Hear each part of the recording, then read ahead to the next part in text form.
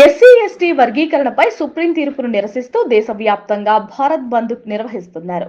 ఈ కార్యక్రమం ఏపీలో కూడా కొనసాగుతోంది. విజయనగరం, మచిలీపట్నంలో ఆర్టీసీ కాంప్లెక్స్ల నుంచి బస్సులు బయటకు రాకుండా ఎస్సీ వర్గీకరణ వ్యతిరేక పోరాట సమితి సభ్యులు అడ్డుకున్నారు.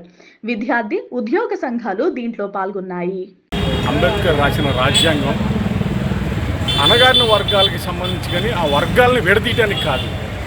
బీజేపీకి పూర్తి మెజారిటీ కనుక కేంద్రంలో వచ్చినట్లయితే ఇంకా భయంకరంగా ఉండేది దేశ పరిస్థితి. దేశంలో ఉన్న బడుగు బలహీన వర్గాల పరిస్థితి చాలా దయనీయంగా. ఏది 1800 శతాబ్దంలో మేము ఎలాగైతే అణగారి వర్గాల వారిగా ఉన్నామో ఇప్పుడు మళ్ళీ ఆ పరిస్థితిని, ఆ ప్రక్రియని తీసుకొచ్చే విధానం ఉండేది ఒకవేళ బీజేపీకి సంపూర్ణ మెజారిటీ వచ్చినట్లయితే. కానీ ఇప్పుడు ప్రవేశపెట్టిన విధానం కూడా అలాగే ఉంది.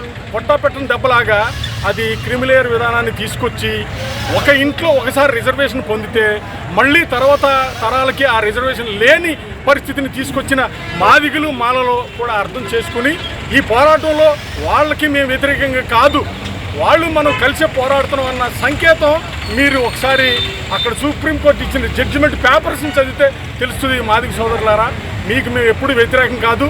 మన ఇద్దరు ఏకమైతే వచ్చే రాజ్యాధికారానికి భయపడి ఈ రకమైన వర్గీకరణని తీసుకురావడం అనేది వాళ్ళ యొక్క వలపనిన విధానాన్ని మీరు సహృదయంతో అర్థం చేసుకుని ఈ జరుగుతున్న బంద్లో మీరు బయటికి రాలేకపోయినా మాకు సంఘీభావం తెలుపుతారని మనస్ఫూర్తిగా ఆశిస్తూ ప్లీజ్ సబ్స్క్రైబ్ .న్యూస్.